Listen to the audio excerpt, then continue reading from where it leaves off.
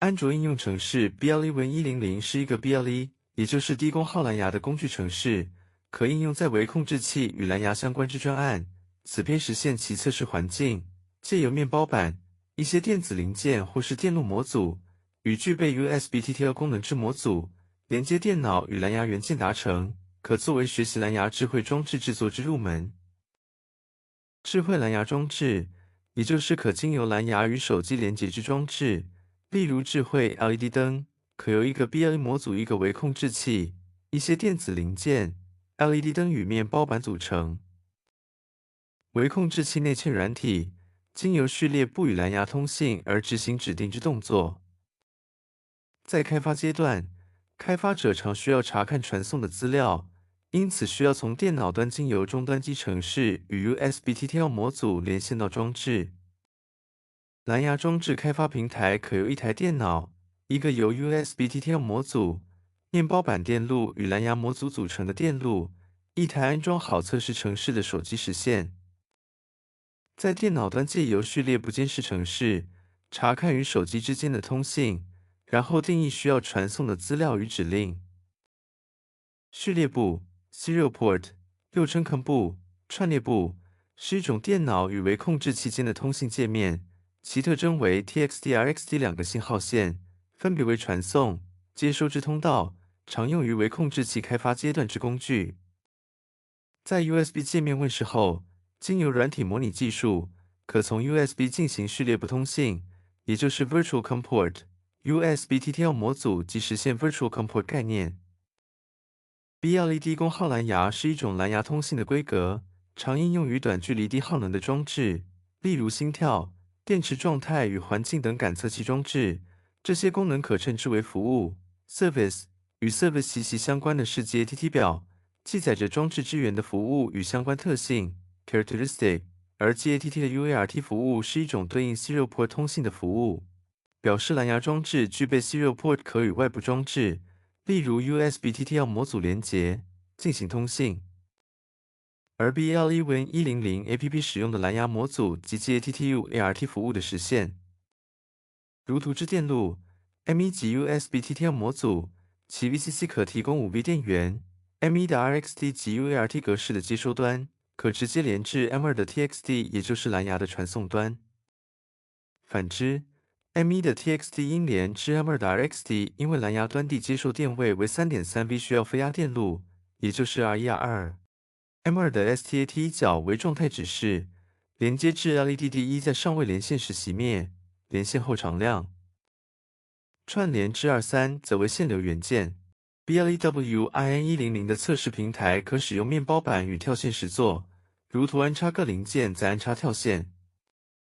其中 M1 为 USB TTL 模组，其电路板有标示各角名称。M2 为 BLE 蓝牙模组，第一位 LED 角位有极性，安插时需注意正确位置。完成布线后，将 USB 连接线接上 USB TTL 模组。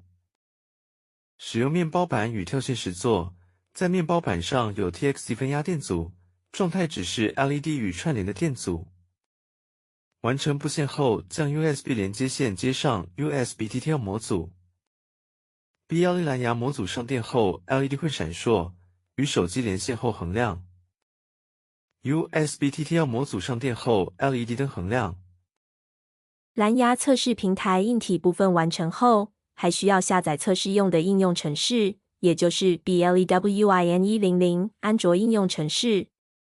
首先在网络搜寻 GOWIN100网站，网址是 GOWIN100.net， 打开网页，点选安卓应用程式公开测试封面故事，在内文中找到应用程式的下载连结。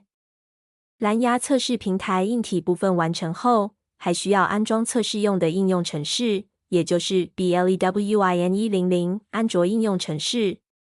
首先在 GOWIN100网站，网址是 GOWIN100.net， 打开安卓应用程式公开测试封面故事，在内文中找到应用程式的 Play Store 连结后安装并启动程式，可看到蓝牙装置列表。BLE Win100应用程式开启时会看到蓝牙装置列表，点选一个蓝牙装置，连线后会看到蓝牙模组上的 LED 横亮。点击右上角的关闭按钮，中断连线，此时蓝牙模组上的 LED 闪烁。按下更新按钮，可重新扫描装置。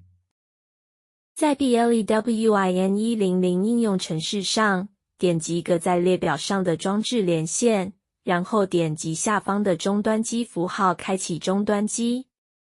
接着在电脑端也开启一个序列部应用程式的终端机，例如 VS Code 的序列监视器，选择 USB-TTL 所在的序列部。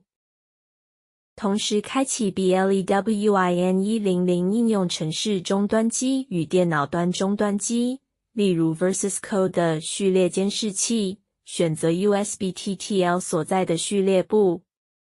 按下开始监视，接着在以文字传送输入 A 字元，在手机端会看到 Received A， 再输入 C 字元，在手机端会看到 Received C。同时开启 BLEWIN100 应用程式的终端机与电脑端的终端机，例如 VS Code 的序列监视器，选择 USB-TTL 所在的序列部。按下开始监视，接着在手机端文字输入框输入 AS 4串，在电脑端会看到 AS， 再输入 G 字元，在电脑端会看到 G。